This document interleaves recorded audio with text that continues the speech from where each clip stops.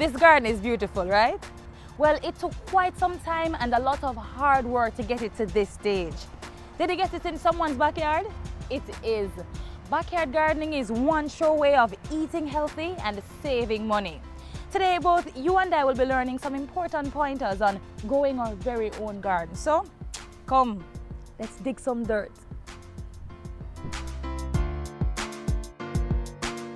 With me is Master Gardener Rashida Linton. She'll be telling us what to consider when choosing a location for a garden.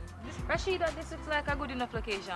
It is. This is quite okay. You need to ensure that your property is located in an area that receives anywhere from 6 to 8 hours of sunlight per day. In fact, you need to also ensure that it gets adequate amount of water. It could be either a water tank, a roof gutter, or just a simple tap. You know what? Chris, he's well informed, very experienced. This is his property. He'll be able to tell you anything you want to know.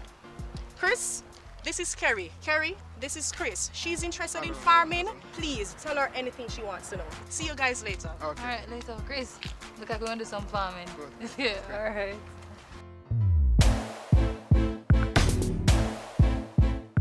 Get geared up. You'll need gloves and rubber boots. First, clear the land of stones, tins, broken glass or other types of trash and large sticks or plastics that will hinder your plant's growth. Next, use the fork to dig the area and loosen the soil. You may want to make sure that you fork at least 10 to 12 inches or roughly 25 to 35 centimeters so that your plant roots grow easily. This is also the time that you should add whatever animal manure you have to the soil.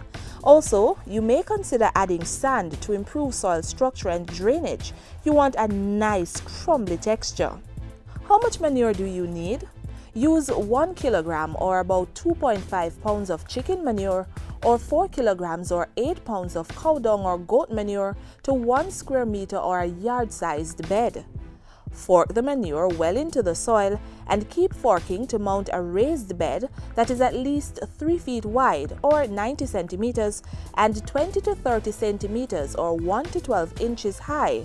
Keeping the width at 3 feet will make it easier for you to sow, weed, water and reap from the outside in without having to reach too far. To further ensure that your soil is free from pests and diseases, cover the soil with plastic for a few weeks. Cut large garbage bags down to the side seams and lay them on top of the soil to cover. You can use stones around the edges to keep the bags in place. The plastic covering will allow the soil to get heated in the sun, and over time, this will kill most of the insects, pests, and viruses that might be living in the soil.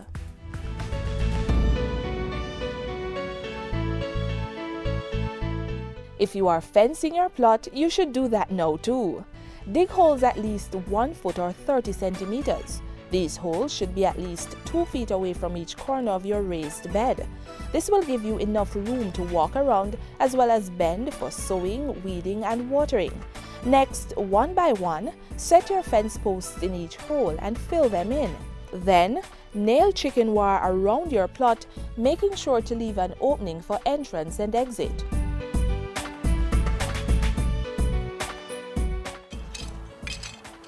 Kerry, this is good, but you know you don't have to go through all this trouble. There is a much simpler way, especially for persons who don't have enough space. It is called containerized gardening. You need to ensure that you have access to good amount of water along with 6 to 8 hours of sunlight per day. In fact, Bridget has a containerized garden. Let's go and see her. All right. Chris, thanks. Thank you.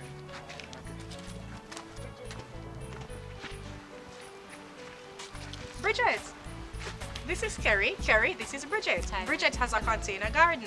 Kerry is interested in doing containerized gardening. Please give her all the information she needs.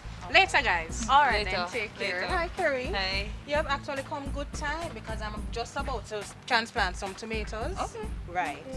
So this is my container. When you grow in containers, you must have a proper drainage.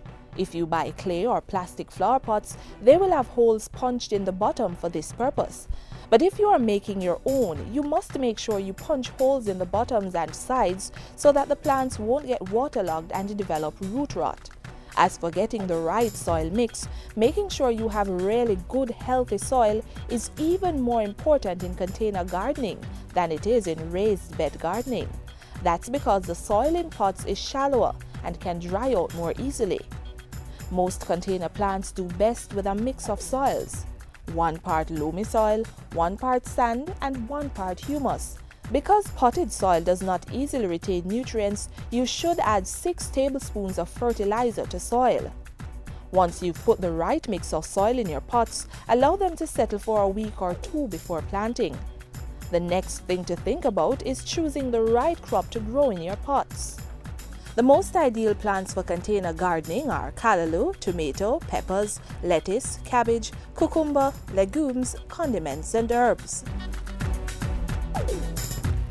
Thank you so much, Miss Williams, for all your help. Yeah, man.